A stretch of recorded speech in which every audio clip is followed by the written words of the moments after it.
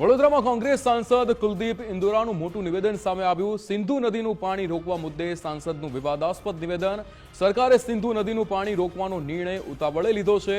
કોંગ્રેસ સાંસદે કહ્યું કે પાણી રોકશો તો પાણીનો નિકાલ ક્યાં થશે? સિંધુ નદીનું પાણી રોકવા માટે સરકાર પાસે કોઈ વ્યવસ્થા જ નથી।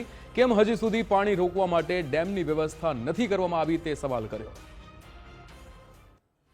तकलीफ इस बात की है वो पानी भी जाता है और उसके पानी के बदले मुआवजा देते हैं, क्योंकि पाकिस्तान इस बात को कहता है कि इस पानी से हमें नुकसान हो रहा है, जबकि हमें पानी की कमी से नुकसान हो रहा है। तो उस पर सरकार को प्लान करना चाहिए। जब इतनी बड़ी गंभीर समस्या किसानों के सामने है और आज आप खुद भी प्रैक्टिकल देख लीजिए, आप पानी रोकें लेकिन उसका प्लान आप कब तक कर देंगे? ये पानी ये तो है नहीं भी डाइवर्ट कहीं भी कर दो। पानी को रोकने के लिए डैम बनाने की व्यवस्था करनी पड़ती है, उसके लिए हजारों करोड़ रुपए का बजट बनता है।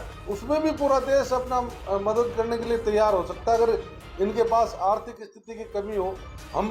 हम इस बात के लिए तैयार हैं, हमारे जो सांसद कोटे का वेतन है हम देने के लिए तैयार हैं जब तक डैम तैयार नहीं हो। ત્યારે કોંગ્રેસ નેતા સાંસદ કુલદીપ ઇન્દોરાનું જે નિવેદન આવ્યું હતું તેમાં ભાજપ પ્રવક્તાએ જવાબ આપ્યો હતો। યજ્ઞેશ દેવે કહ્યું હતું કે અધૂરી માહિતી સાથે સાંસદે નિવેદન કર્યું છે। 6 માંથી આપણે 3ના પાણીનો ઉપયોગ કરીએ છીએ, અન્ય 3 નદીઓનું પાણી પાકિસ્તાનને આપીએ છીએ।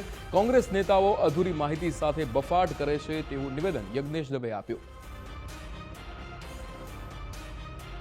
અધૂરી માહિતી સાથે અને ઓછા અભ્યાસ સાથેના એમના નિવેદનો છે, કારણ કે ઇન્દોરીએ જે નિવેદનો કર્યા છે એ નિવેદનોની અંદર ઇન્દોરી એવું કહી રહ્યા છે કે સિંધુ ઉપરાંત બીજી 2 નદીઓના પાણી પણ આપણે એમને આપીએ છીએ, જેની અંદર એમને સતલજ નદીનું નામ કહ્યું છે અને સિંધુ નદીનું પાણી ખાલી આપણે રોકી રહ્યા છીએ।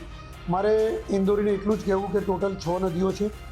6 નદીઓમાંથી 3 નદી ચિનાબ, સિંધુ અને ઝેલમ, આ 3 નદી એવી છે કે જેનું પાણી આપણે પાકિસ્તાનને આપીએ છીએ અને રાવી, સતલજ અને બ્યાસ એ 3 નદીનું પાણી એ ભારત વાપરે છે અને આ આખા કરારનું નામ સિંધુ કરાર છે।